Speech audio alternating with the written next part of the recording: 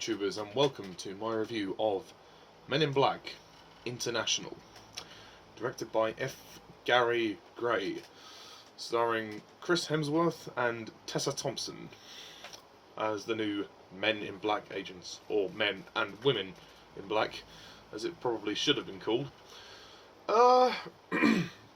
Right, Men in Black International. This is the fourth Men in Black film. Although technically it's more of a reboot, or a soft reboot, than a sequel. It doesn't really follow the third movie, which came out in 2012. It's more of a, soft reboot.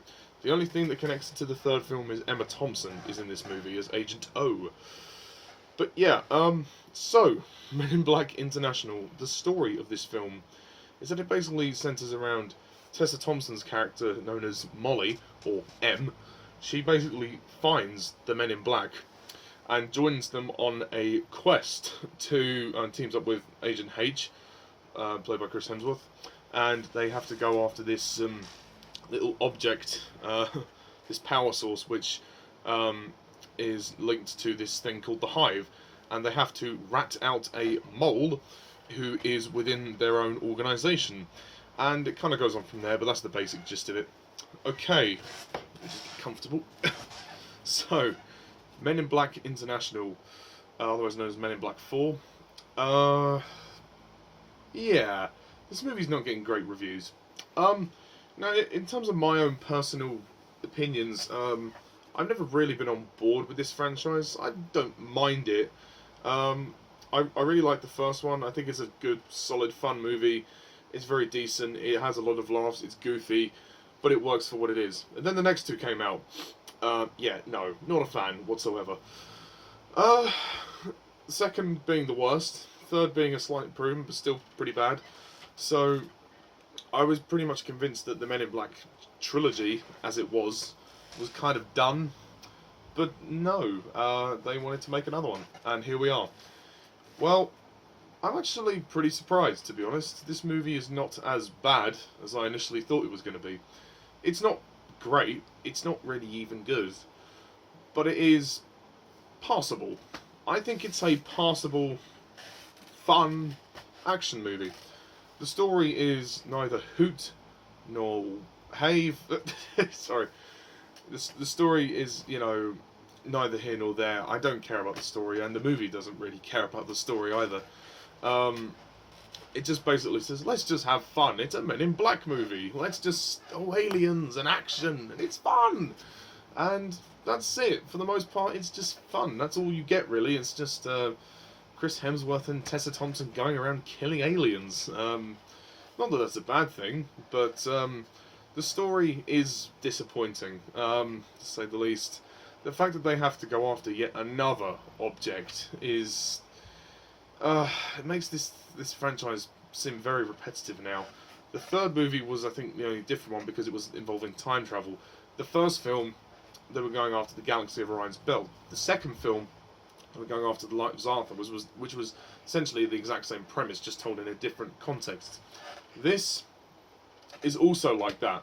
I don't know what the object is called. I can't remember what it's called. But it's this it's kind of like this purple diamond thing. It's this like sort of bite-sized object which they need. I mean, I sort of had fun with it. This movie, I enjoyed the action sequences, and I think the acting between Tessa Thompson and Chris Hemsworth is great. Tessa Thompson is an interesting choice. I mean, both of these actors were in Thor Ragnarok and also Avengers Endgame. We recently saw Avengers Endgame with both of them. So it's interesting that both of them are in a Men in Black movie. I mean, essentially this movie is, obviously it's called Men in Black International, but it's trying to be more progressive, I guess you could say, without trying to hammer home the whole gender politics. There's a moment when Tessa, in the movie, well, Agent M, says to Emma Thompson, she says, why isn't it, men and women in black? She's like, oh no, don't start. We've already had this conversation. Don't start.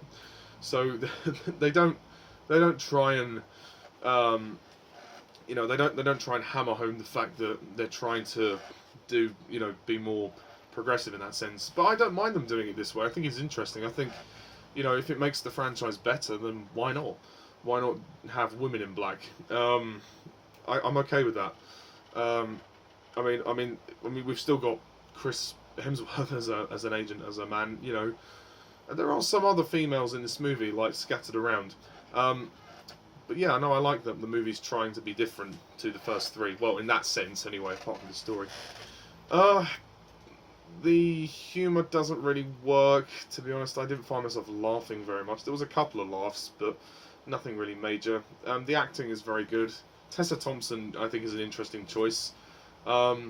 She puts on an American accent for her role, which is very convincing.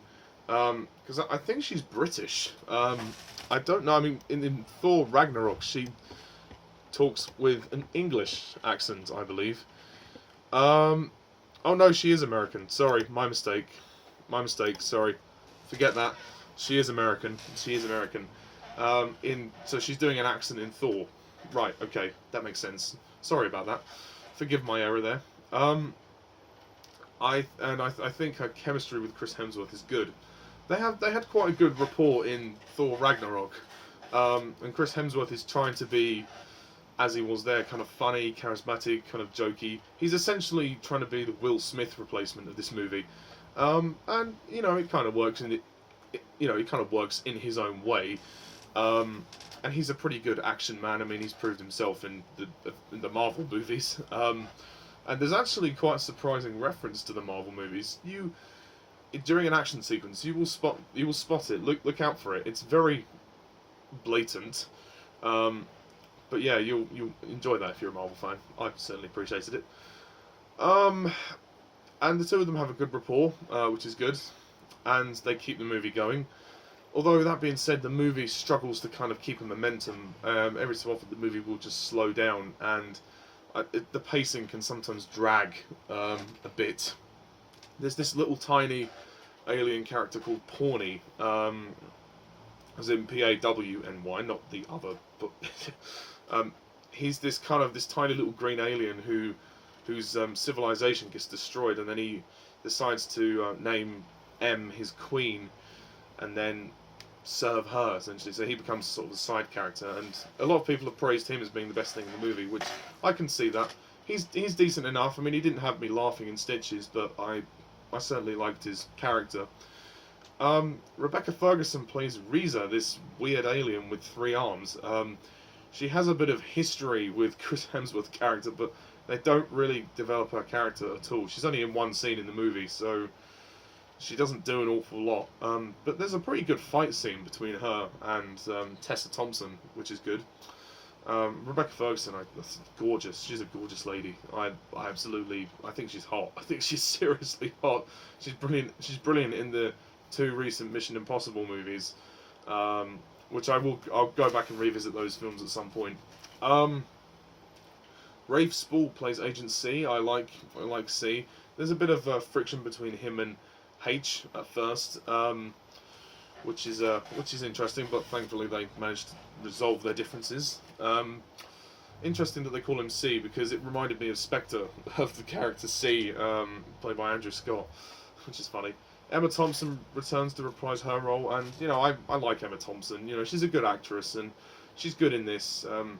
She's very stern and, well, not sinister. She's stern and serious, and it works. And I think she's actually better in this film because she's not under the direction of Barry Sonnenfeld. You know, she's able to do things more seriously. Because there was this moment in the third one where she just does these weird noises, and it's like, what? Yeah, it makes no sense. It's been a while since I've watched the first 3 Men in Black films, but from what I remember, she wasn't directed very well in that one. But I mean, the direction's a bit better here. It's nice to have a fresh vision of this movie, of this series. And of course, Liam Neeson playing Agent High T, who is not all he seems to be, or is he? So yeah, in that sense, the plot is very predictable. I could see where it was going from a mile away, and I started to not really care about it after a while. I just thought, this is another Men in Black movie. It's very formulaic. There's nothing remotely unique about this movie, other really than Tessa Thompson. There's not much really that is very unique about it. It has the classic Men in Black theme, which is awesome. The dun dun dun dun dun dun dun dun dun, which I appreciated. Um, and there's a nice cameo from Frank the dog, which I liked. I mean, he was the best. He was funny in Men in Black 2. Also, some of the CGI is a bit off. I mean, the CGI on the aliens is okay, but the CGI on like the vehicles and the car and like the backdrop of CGI and also the CGI for the express train looks very off. It looks like PS2 graphics. Not very good. Not good enough, to be honest. I don't know what the budget of this film was, but it should have been a bit slicker there with the CGI. With visually, I mean, visually it looks kind of similar to the first three. I mean, to be honest, it feels like it's a movie that was made shortly, like it could have been made from a visual standpoint, shortly before Men in Black 3 or at the same time. The CGI needed a lot of work, to be honest. Yeah. So, good cast, good acting, fun action movie. I like the climax of the film. That's very good. Again, there's nothing special about this film, really, there isn't. But it's actually quite adequate, you know. In comparison to the previous films, it has some stuff that made the first movie pretty good. I mean, it has a like a likable charm to it. It has that kind of goofy charm which the first movie had. But it also has some stuff that made the next two bad. Yeah, so it's a very mixed bag, but to be honest, it's enjoyable enough. Will I watch it again? I don't know, maybe.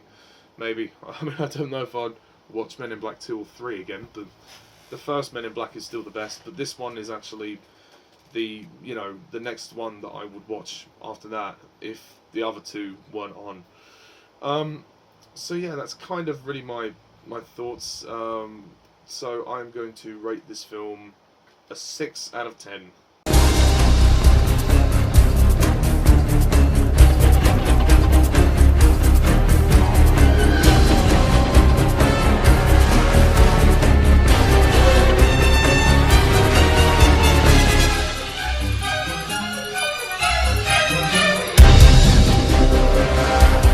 I was not even expecting it to rate it even that high.